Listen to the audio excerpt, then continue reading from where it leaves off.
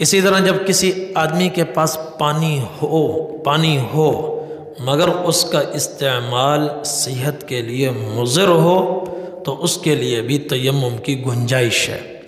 صحابہ کرام فرماتے ہیں ہم ایک سفر میں تھے، دشمن کی طرف سے پتھراؤ ہوا، ایک صحابی کے سر پر آ کر پتھر لگا اور گہرا زخم آیا، بہت ہی گہرا زخم آیا، اور اس کے بعد پھر ان کو احتلام ہو گیا، غسل لازم ہو گیا، پھر نماز کا وقت آیا۔ اب نماز بغیر طہارت کے ہو نہیں سکتی، تو انہوں نے اپنے ساتھیوں سے پوچھا کہ بھئی میری حالت تمہارے سامنے ہے، هل تجدون لی رخصۃ فی التیمم، کیا میرے لیے تیمم کرنے کی گنجائش ہے؟ انہیں مسئلہ معلوم نہیں تھا۔ انہوں نے یہ کہا لا نجد لک رخصہ وانت تقدر علی الماء، کہ پانی موجود ہے اور تم استعمال بھی کر سکتے ہو، ہمیں تو سمجھ میں نہیں آ رہا کہ تم تیمم کرو، تمہارے لیے کوئی گنجائش نہیں ہے۔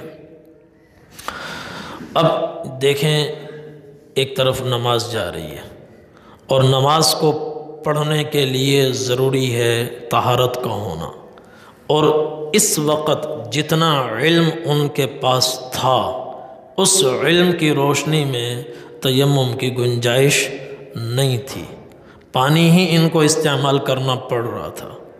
پانی استعمال کرتے ہیں تو مرتے ہیں، پانی مہلک ہے، پانی مہلک ہے، اور پانی استعمال نہیں کرتے تو نماز قضا ہوتی ہے، دین کا نقصان۔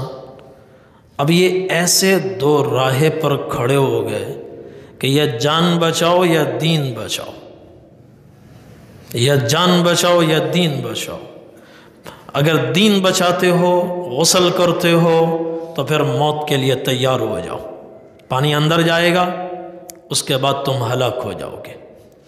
اور اگر نماز قضا کرتے ہو تو دین میں تو نقصان ہے پر جان سلامت ہے۔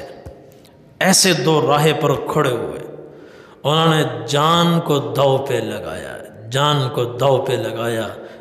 نماز کی عظمت دیکھیں، جان کو داؤ پہ لگایا، فاغتسل، غسل کیا، فماتا، اس کے بعد زیادہ زندہ نہیں رہ سکے، فوراً ہی مر گئے۔ واپسی ہوئی، کارگزاری بیان ہوئی، نبی کریم صلی اللہ علیہ وسلم کے سامنے اس صحابی کا تذکرہ ہوا تو آپ صلی اللہ علیہ وسلم کو سخت رنج ہوا اور افسوس ہوا۔ آپ نے فرمایا قتلہم اللہ، صد افسوس انہوں نے اس بیچارے کو مار ڈالا۔ پھر آپ نے فرمایا ارے اللہ کے بندو، تمہیں مسئلہ معلوم نہیں تھا تو کسی علم والے سے پوچھتے، اللہ سألوا اذا لم يعلموا، خود نہیں جانتے تھے تو کسی سے پوچھتے۔ انما شفاء العی السؤال، جہالت بھی ایک بیماری ہے، ہر بیماری کا علاج ہوتا ہے، جہالت کی بیماری کا علاج سوال کرنا ہے، پوچھنا ہے۔ پھر نبی کریم صلی اللہ علیہ وسلم نے فرمایا اس کے مسئلے کے پریشانی کے دو حل موجود تھے اور تمہیں ایک نہیں پتا تھا، اس کے لیے دو حل موجود تھے۔